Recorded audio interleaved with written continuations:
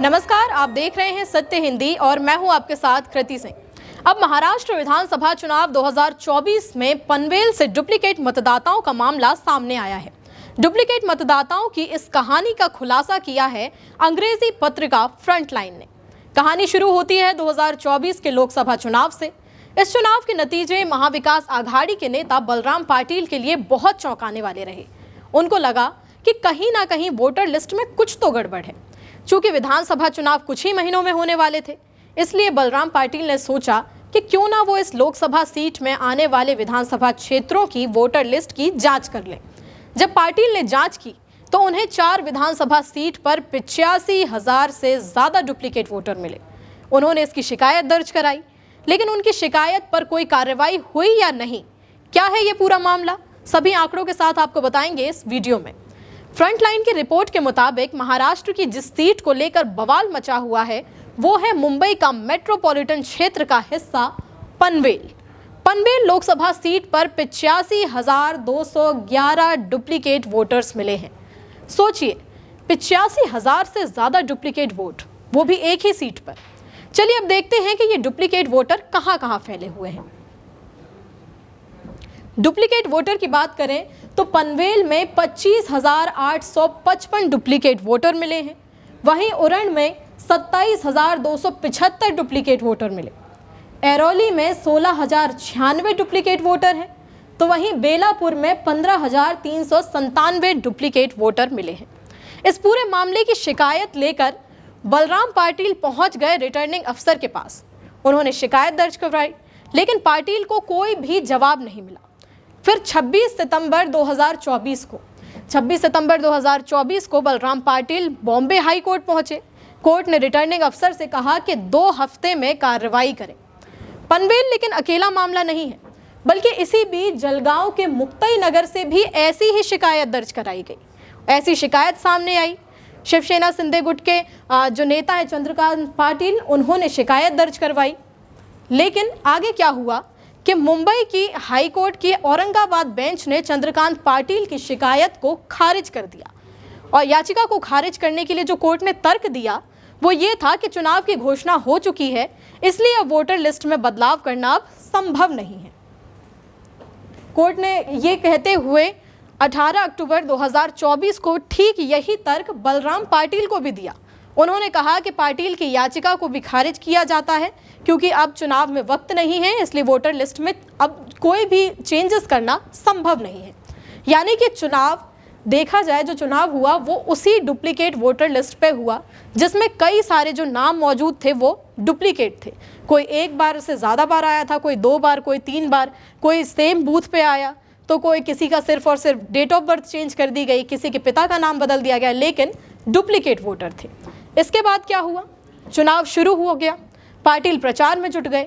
Voting 20 नवंबर को हुई। 23 नवंबर को जब परिणाम आए तो पाटिल हार मानने को तैयार नहीं थे। चुनाव खत्म होने के बाद बलराम पाटिल ने जांच शुरू की। उन्होंने जो पनवेल के कुल 574 बूथ थे, उनमें से 490 बूथों से आंकड़े जुटा लिए हैं। उन्होंने अपनी पूरी टीम भेजी और बूथों से जो लिस्ट होती है जिसमें टिक लगाया जाता है कि किस किस ने आकर के वोट किया है, वो उन्होंने पूरी लिस्ट अपने पास निकलवा ली। और सोचिए, 574 टोटल बूथ हैं और जिसमें से 490 का वो आंकड़ा जुटा चुके हैं। और सबूत क्या मिला, यही सवाल आपके मन में होगा। तो जो सबूत मिला वो ये था, एक ही व्यक्ति कई बार एक ही लिस्ट में शामिल था। तो पहले बात करते हैं जो डुप्लीकेट वोटर पकड़े गए हैं। प्रदीप पोरा जी, 23 साल के प्रदीप पोरा जी, जिनका एपिक नंबर ये है जो आप स्क्रीन पर देख सकते हैं, उन्होंने बूथ नंबर 4 पर वोट डाला। इसके बाद प्रदीप पोरा जी ने ही 23 साल के जो प्रदीप पोरा जी, उनके जो डेट ऑफ बर्थ बदल करके और 22 साल कर दी गई दूसरे बूथ पर, और 310 नंबर के बूथ पर भी उन्होंने वोट डाला। जो लिस्ट मिली है उसमें ये आंकड़े सामने आए। इसके बाद फ्रंटलाइन की रिपोर्ट के मुताबिक कुछ और भी आंकड़े सामने आए हैं जो आपको बताएं कि सिर्फ ऐसे प्रदीप नहीं है जो डुप्लीकेट वोटर की लिस्ट में सामने आ रहे हैं। फ्रंटलाइन की रिपोर्ट के मुताबिक 18 साल की प्राची डोंगरे बूथ नंबर 1 और बूथ नंबर 2 दोनों पर ही उनका लिस्ट में नाम था। इनने वोट किया या नहीं ये साफ नहीं हो पाया है, लेकिन लिस्ट में इनका नाम था। एपिक नंबर पहले तो ये जिसमें लास्ट में 6198 है और एक में 1800। बूथ नंबर 1 और 2 दोनों की ही लिस्ट में इनका नाम था। इसके बाद हरीश चंद्र भाले, 21 साल के हरीश चंद्र भाले, हालांकि इनका बूथ नंबर 3 की ही लिस्ट में नाम था, लेकिन 2 जगह नाम दिया गया एपिक नंबर बदल करके। इसके बाद आते हैं नेहा विवेक कुलकर्णी, इनका बूथ नंबर 4 और बूथ नंबर 2 दोनों पर इनका नाम था और ये लिस्ट में बताया गया था कि ये दोनों की ही जो वोटर हैं, ये दोनों बूथ की वोटर हैं। और इनके साथ बस इतना किया गया कि इनकी जो डेट ऑफ बर्थ थी उसको थोड़ा सा कम कर दिया गया और उनको 26 साल का बताया गया दूसरे बूथ पर।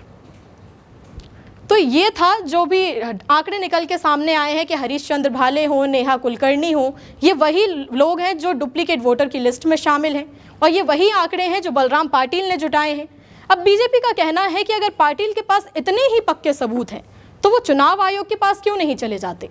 लेकिन पाटिल का कहना है कि जब मैंने चुनाव आयोग से आंकड़े मांगे तो जो मशीनें यानी वीवीपैट गिनती के लिए दी गई थी उनमें असेंबली चुनाव का कोई असली डेटा था ही नहीं। मुझे खाली मशीनें दी गई थी ताकि पता चले कि वीवीपैट काम कर रही है या नहीं, इसका क्या फ़ायदा। अब आप हमें बताइए, आपको क्या लगता है चुनाव आयोग और बीजेपी पर जो वोट चोरी के आरोप लग रहे हैं उनमें कितनी सच्चाई हो सकती है।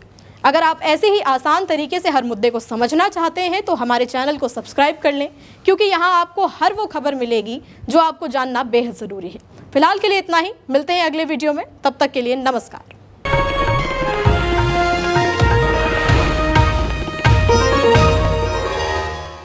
Copyright disclaimer under Section 107 of the Copyright Act 1976. Allowance is made for fair use for purposes such as criticism, comment, news reporting, scholarship, and research. Fair use is a use permitted by copyright statute that might otherwise be infringing.